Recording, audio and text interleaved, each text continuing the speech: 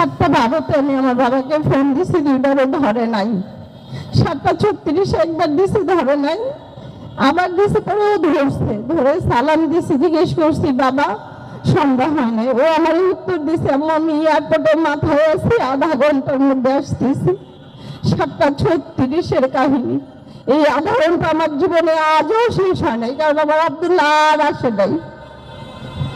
8:10 মহিলা মেডিকেল থেকে খবর আসছে আমার ছেলেকে গুলি করা হয়েছে। এই 34 মিনিটে আমার জীবন, আমার সংসার সব বোঝা হয়ে গেছে। 5 তারিখ আমার ছেলে সকালবেলা ঘুম থেকে উঠে আমার মোবাইলে গেম টেম খেলে, খবর দেখে। দেখে 10টার দিকে বললাম, ক্ষুধা লাগছে, নাস্তা এনে দাও, ও দোকানের নাস্তা খাবে। আমি বলছি আমি তো আজ যাবো না, তুমি নিয়ে আসো। পরে ও ছোট ভাইকেই পাঠাইছে, নাস্তা আনার পরে নাস্তা খাইছে, চা বানা দিছে, চা খাইছে। নেট বন্ধ হয়ে গেছে দেখে সে খবর দেখতে পারতেছে না। সে আমাকে বললাম একটু নিচে যাই, নিচে যাও। যাওয়ার পরে আধা ঘন্টা 40 মিনিট সে বাইরে ছিল। আইসা বলতেছে, আম্মু সেনাবাহিনীর ভাষণ দিবে, আমাদের তো ডিশ নাই, চলো নানুর বাসায় যাই। আমার মার বাসা আর আমার বাসা 10 মিনিটের রাস্তা। তো ও শুয়ে রয়েছে, আমার পায়ের উপরেই শুয়ে রয়েছে, মাথা হাতা দিতে দিতে ঘুমায় গেছে। তারপর আমি রেডি হইতে হইতে আমার প্রায় 15-2টা বাজছে। ওকে ডাক দিলাম, উঠলো। উঠার পরে বলতেছে, আম্মু আমাকে একটা শার্ট পরতে দাও।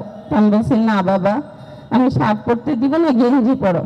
কই এতগুলো শার্ট, এগুলো কে পরবে আম্মু? তুমি যে আমাকে পরতে দাও না, তুমি যে গেঞ্জি দিবা ওইটা আমার পছন্দ হবে না, তুমি একটা পলো গেঞ্জি দাও। ওকে আমি ওর পছন্দের একটা পলো গেঞ্জি দিছি।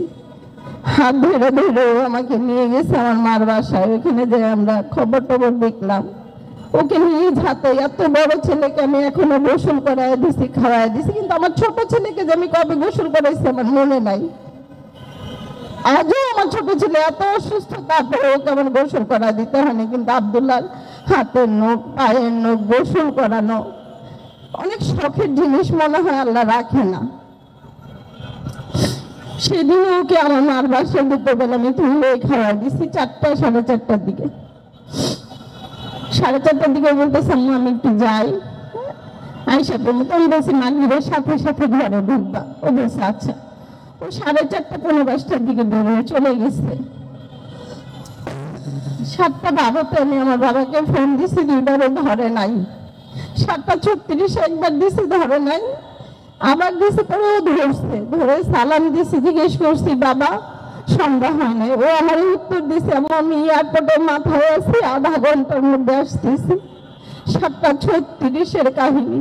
এই আধা ঘন্টা আমার জীবনে আজও শেষ হয় নাই, কারণ আমার আব্দুল্লাহ আর আসে নাই। 8:10 মহিলা মেডিকেল থেকে খবর আসছে আমার ছেলেকে গুলি করা হয়েছে। এই 34 মিনিটে আমার জীবন, আমার সংসার সব বোঝা হয়ে গেছে। আমি যাইতে যাইতে 3বার তারা আমাকে ফোন দিছে যে আপনি তাড়াতাড়ি আসেন, নইলে ঢাকা মেডিকেলে পাঠিয়ে দিব। আমি যা দেখি আমার বাবা নাই। আমি আমার ছেলের কোনো শখই অপূর্ণ রাখি নাই। যদি থাকে একটা শখই, ও আমার কাছে একটা মোবাইল চাইছিল, আমার কিনে দেওয়ার কথা ছিল, এই আন্দোলনের কারণে আমি কিনে দিতে পারি নাই। আর ও খুব আফসোস ছিল, ছোট ভাই কেন এত অসুস্থ। অনেক ডাক্তার দেখাইছি, কোনো ডাক্তারই ধরতে পারে নাই আমার ছেলের কি হয়েছে।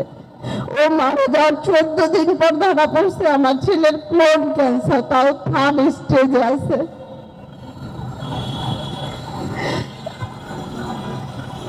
আমার ছেলেকে 2টা গুলি করা হয়েছে, একটা গলার ডান পাশে সবগুলা রক্ত ছিঁড়ে গেছে, আর একটা পিঠের পিছনে। ডাক্তার পিঠের পিছনেটা দেখতেই পারে নাই, কারণ তারা গলার রক্ত ব্লিডিং বন্ধ করতে পারে নাই। আমি জানি যে আমার ছেলে আমার জন্য কি ছিল। ও হয়তো দেশের জন্য করে গেছে, কিন্তু ও আমার আর আমার ছোট ছেলের জীবনটাকে পুরা তছনছ করে রেখে গেছে। 3 মাসে আমরা একটু গুছাইতে পারি নাই। আমার ছোট ছেলেকে দিয়ে আমার মাসের 15টা দিন হসপিটালে থাকতে হয়। অলরেডি 5টা কেমো দেওয়া শেষ, শনিবারে তার 6 কেমো দিতে হবে। 24 তারিখ থেকে সপ্তাহে 5টা রেডিও চলবে।